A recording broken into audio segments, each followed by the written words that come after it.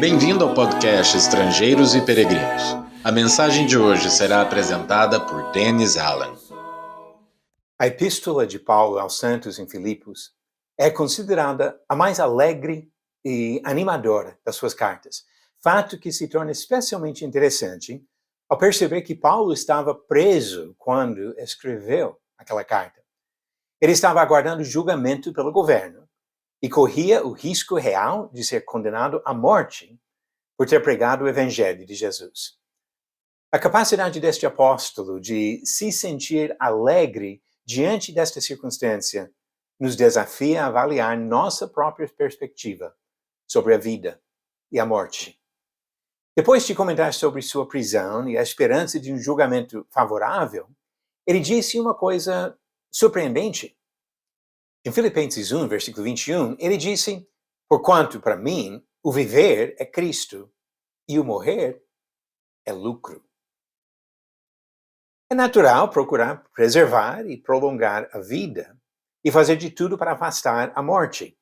Mas Paulo considerava a morte um avanço desejável.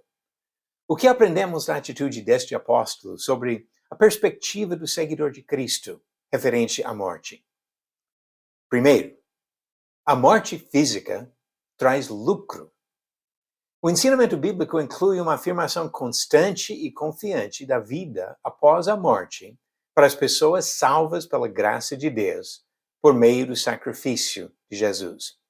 Paulo escreveu em Romanos 6, versículo 23, "Mas o dom gratuito de Deus é a vida eterna em Cristo Jesus, nosso Senhor."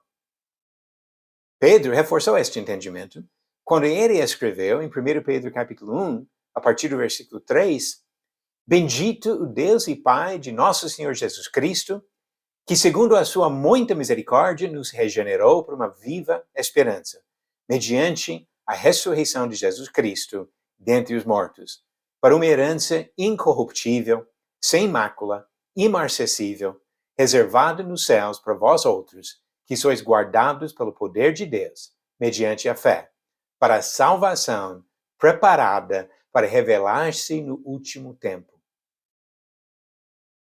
Segunda observação. Diante desta expectativa, o sofrimento da vida terrestre é passageiro.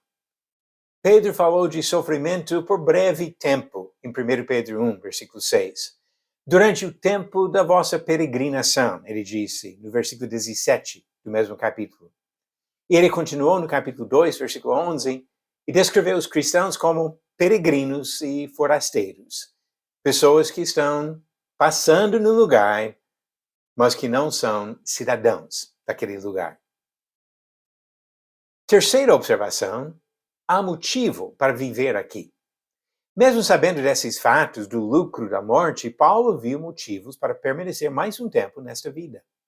Ele vivia para servir a Cristo e aos homens.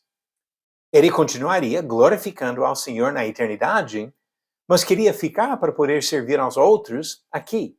Ele disse em Filipenses 1, versículo 25 e 26, "E convencido disto, estou certo de que ficarei e permanecerei com todos vós, para o vosso progresso e gozo da fé, a fim de que aumente quanto a mim o motivo de vos gloriardes em Cristo Jesus, pela minha presença, de novo, convosco." Quarta coisa que observamos sobre a morte no ensinamento bíblico é que o suicídio não é opção aceitável. Paulo até desejava a morte, mas não falou nada de agir para precipitar a sua saída deste mundo. Jó sofreu tanto que chegou a pensar que teria sido melhor se não tivesse nascido. Mas este homem fiel não agiu para tirar sua própria vida. Enquanto Deus até elogia pessoas que sacrificam suas vidas por boas causas, nenhuma passagem bíblica autoriza o suicídio como solução para o sofrimento desta vida. Quinta coisa que observamos sobre a morte, a confiança do cristão da vida eterna o capacita para suportar aflições e perseguições nesta vida. Jesus é o exemplo perfeito desta perspectiva. Hebreus capítulo 12, versículo 2 diz: olhando firmemente para o autor e consumador da fé, Jesus, o qual, em troca da alegria que lhe estava proposta, suportou a cruz, não fazendo caso de ignomínia, e está assentado à destra do trono de Deus. Jesus mesmo ofereceu conforto aos perseguidos, quando ele disse em Mateus 10, versículo 28, não temais os que matam o corpo e não podem matar a alma. Temei antes aquele que pode fazer perecer no inferno tanto a alma como o corpo. Devemos temer o Senhor e não os perseguidores. A perspectiva esperançosa do cristão alivia uma parte do sofrimento em relação às pessoas que morrem em Cristo. Sentimos a falta dos fiéis falecidos, mas não nos preocupamos com o destino deles. Paulo comparou a morte com o sono, porque acreditava na vida eterna. Ele disse em 1 Tessalonicenses 4, versículo 13, não queremos, porém, irmãos, que sejais ignorantes com respeito aos que dormem, para que não vos entristecerdes com os demais, que não têm esperança. Os que dormem. A maneira de falar sobre o estado temporário da morte, esperando ainda a ressurreição e a vida eterna. Não é nosso costume de pensar assim sobre a morte, mas devemos enxergar o grande lucro que a morte do fiel traz. As nossas perguntas bíblicas. A pergunta de ontem, qual evangelista tinha 4 filhas que profetizavam? Alternativas: A. Filipe, B. Pedro, C. Estevão ou D. Ananias.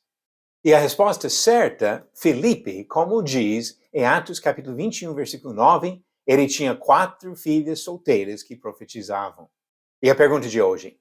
Na lei do Antigo Testamento, os israelitas não podiam cobrar juros e empréstimos feitos para quem?